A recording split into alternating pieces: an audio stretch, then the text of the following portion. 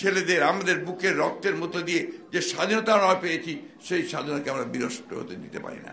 আমাদের কিন্তু আমাদের ছেলেরা আমাদেরকে নতুন কিছু শিক্ষা দিয়েছে, এটা আমাদের নেওয়া উচিত। যে আমরা যখন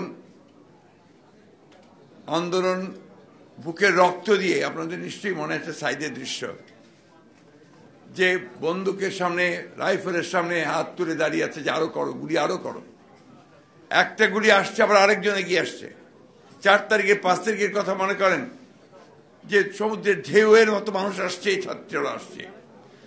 আমি বর্ণনা করতে পারবো, আমি খুব আবেগাপ্লুত হয়ে যাই। সে 1970 সালে 71 সালে দেখেছি, আর দেখলাম যারা মনে হলো এই আন্দোলন, এটা কি আপনার কখনোই ভোলার নয়।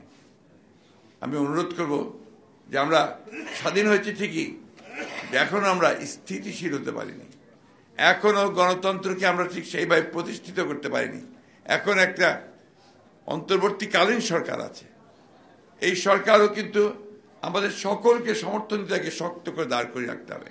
যারা সরকার চালাচ্ছেন তারা রাজনীতিবোধ না, তারা রাজনীতি করেন না, তারা একটা অল্প সময়ের জন্য এসে একটা এই রাষ্ট্র যা ধ্বংস হয়ে দিয়েছে সেটাকে একটু টেনে তোলার চেষ্টা করছেন। এখন এই সময়ে কোনো নেতিবাচক কথা বলে বা নেতিবাচক কাজ করে আমাদের এই প্রচেষ্টাকে ভণ্ডুল করে দেওয়া একেবারেই ঠিক কাজ হবে না। আমরা দেখি, আমরা তাকে সহায়তা করি, ইনশাআল্লাহ অতীতের মতো এবার আমরা সফল হব। আমরা একটা নিরপেক্ষ নির্বাচনের মধ্য দিয়ে জনগণের একটা প্রতিনিধিত্বমূলক একটা পার্লামেন্ট গঠন করতে পারবো এবং সেটার একটা সরকার গঠন করতে পারবো।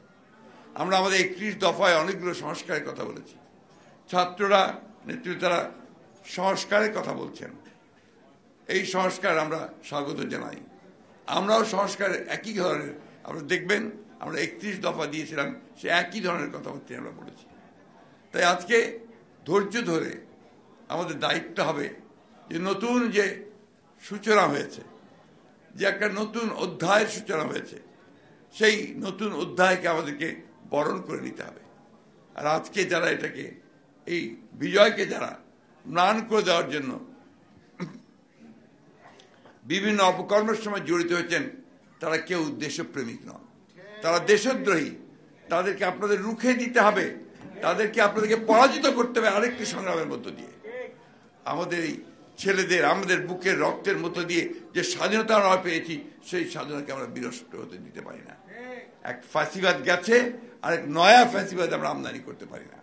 আমি এদিকে নয়া ফ্যাসিবাদ বলি এই জন্যে যে ওই আওয়ামী লীগ আজকে দিল্লিতে বসে ষড়যন্ত্র করছে যে বাংলাদেশে এই বিজয়কে ভণ্ডুল করে দিতে। এই কথাটা আমি জোরের সঙ্গে বলছি এবং আমরা এ কথা পরিষ্কার করে বলতে চাই যে বাংলাদেশের মানুষের যে শত্রু, যাকে বাংলাদেশ থেকে পালিয়ে যেতে হয়েছে, তাকে আশ্রয় দিয়ে ভারত খুব জনগণের ভালোবাসা পেতে পারে বলে আমি মনে করি না।